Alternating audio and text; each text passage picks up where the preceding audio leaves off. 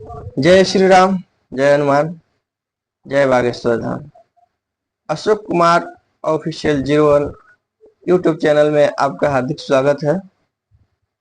आज हम रामायण के उस पात्र के बारे में चर्चा करेंगे जो अपनी साहस का परिचय देते हुए, उस पक्षी के बारे में बात करेंगे जो अपनी शरीर का प्रवाह करते हुए, अपने प्राण का प्रवाह करते हुए एक आबला नारी की रक्षा करने के लिए अपनी सब कुछ सर्वोच्च न्यौछावर कर देता है, अपनी प्राणों की भी आहुति देता है। यह बात अरण्य कांड के, रामायण के अरण्य कांड के पंचवटी की है, जब माता सीता श्री रामचंद्र जी महाराज और लक्ष्मण भैया के साथ पंचवटी में बस वास कर रहे थे। तभी रावण ने माता को छल कर हर के ले जाने के लिए अपने मामा मारीच को स्वर्ण का हिरण बनने को कहा और पंचवटी में विचरण करने के लिए। तब माता ने उस हिरण को देखकर माता के मन में आशा हुई, लालसा हुई कि काश ये हिरण मेरे पास होता, तो जब हम वनवास की 14 वर्ष पूरी होती, ये हिरण को लेकर हम, स्वर्ण मृग को लेकर हम अयोध्यापुरी जाते और वहां के आंगन में हिरण खेलता कूदता और सभी का मन मोहता। बहुत सुंदर थी हिरण, स्वर्ण की हिरण थी।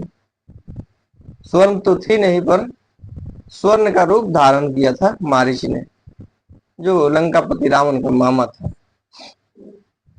अंततः माता सीता श्री रामचंद्र जी को कहने लगी, यह प्रभु इस मृग को पकड़ के लाइए। भगवान श्री रामचंद्र जी के लाखों मना करने पे भी, विचार विमर्श करने पे भी, कहने पे भी, समझाने पे माता नहीं मानी। नहीं, ये हिरण चाहिए हमको, जिद पे आ गई। फिर प्रभु ने उस हिरण के पीछे लग गए। अंततः हुआ क्या कि वो मारीच था, जब ऐसे छल करते करते बहुत दूर लेकर चल गया मारीच, अंततः भगवान श्री राम ने उसके बाण से प्रहार किए।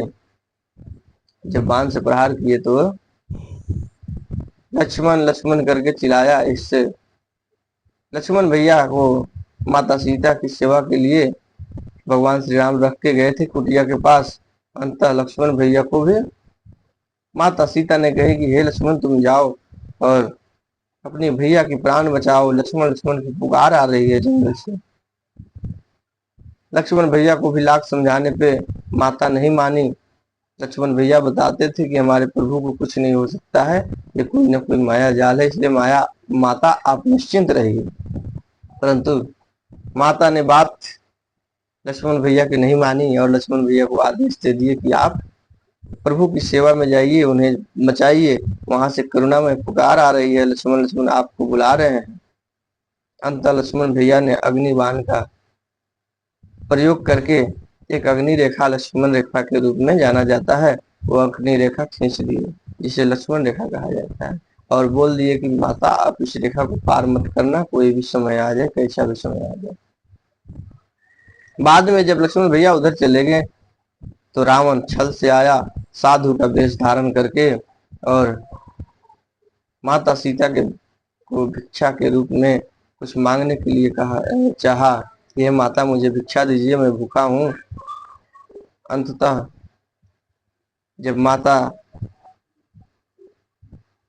लक्ष्मण रेखा के अंदर से भिक्षा देने के लिए कहा तो रावण मना कर दिया कि नहीं, मैं श्राप दूंगा, ये करूंगा, वो करूंगा, तुम्हारे पति पर विपत्ति आ जाएगी, इसलिए रेखा से बाहर होकर दीजिए। माता ने जैसे ही लक्ष्मण रेखा पार किया, रावण ने हाथ पकड़कर माता को पुष्पक विमान में बैठाकर चलने लगा। उसके बाद प्रसंग आता है गिद्धराज जटायु की, जो अपने प्राणों की आहुति देकर प्राणों को प्राणों की परवाह किए बिना माता सीता की रक्षा करने के लिए रावण से युद्ध करने के लिए तत्पर हो गया, रावण को नकार दिया। जब करुणामय पुकार माता की गूंज रही थी पूरे जंगल में, तो कोई सामने नहीं आया रावण से युद्ध करने के लिए। तब गिजराज जटायु ने अपने साहस के परिचय दिया और रावण से युद्ध करके अपनी भूमिका निभाई, अपार भूमिका निभाई। अंततः रावण ने अपने चंद्रहस्त खड्ग से जटायु का जो पंख था उसे काट दिया, जिससे जटायु निसहाय हो गया, उड़ने में असमर्थ हो गया और धरती पर राम राम करते हुए गिर गया। और रावण ने माता सीता को लेकर लंका चला गया। जब श्री रामचंद्र जी महाराज अपने अनुज लक्ष्मण भैया के साथ खोजते हुए, माता को खोजते हुए जब चारों ओर विचरण कर रहे थे, कभी पेड़ से पूछ रहे थे, कभी आकाश से पूछ रहे थे, कभी पक्षियों से पूछ रहे थे, कभी जानवरों से पूछ रहे कि तुम पता बताओ हमारी सीता कहाँ है, तुम लोग तो कुछ जानते होंगे, हे बन के पक्षियों, हे बन के जानवरों, कुछ बताओ कहाँ है हमारी सीता। तो रावण के डर से इतना भी कोई नहीं बता पा रहा था कि माता सीता को दक्षिण दिशा में रावण लेके गया है, क्योंकि उस समय रावण का प्रकोप बहुत ज्यादा था, वो अत्याचारी था, अन्यायी था, वो पापी था, वो दुराचारी था। उसके चलते, उसके डर के चलते कोई सच्चाई बताने के लिए सामने नहीं आ रहा था। तब श्री रामचंद्र जी की नजर एक गिद्ध पे पड़ी, जो नीचे राम राम राम राम करते हुए, श्री राम नाम का संबोधन करते हुए धरती पर पड़ा हुआ था।